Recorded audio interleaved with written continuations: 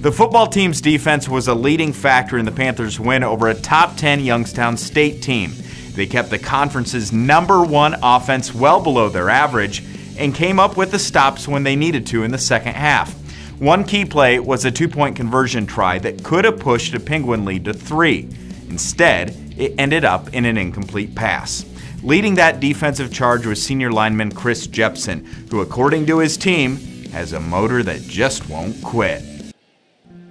From the snap of the football all the way until the whistle, Chris Jepsen is going 100 miles per hour. Yeah, that's the thing about Jepsen. He's got a motor. He's always going to be going. He's almost like a Jared Allen type, where he's going to be going 100% every play up until the whistle.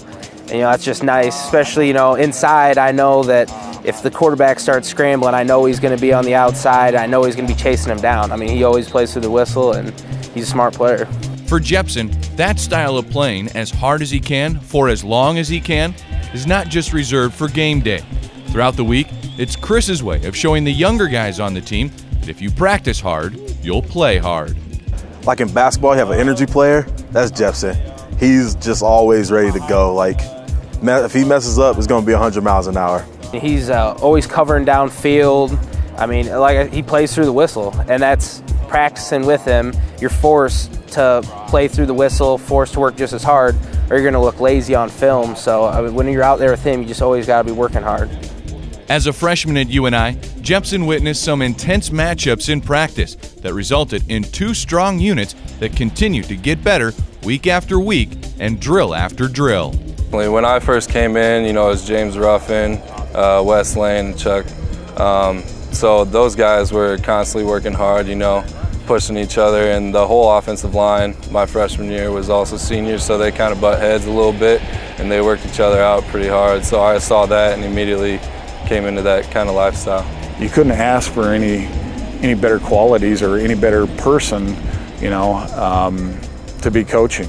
He's the kind of guy that you want in your room leading the others. I mean, I could walk out of that room and know that it's in good hands between Mac, X, Colin, and Chris Jepsen. While every upperclassman wants to set the tone for that next wave of UNI Panther players, Chris has a greater interest in the immediate future of the Panther football program following his graduation.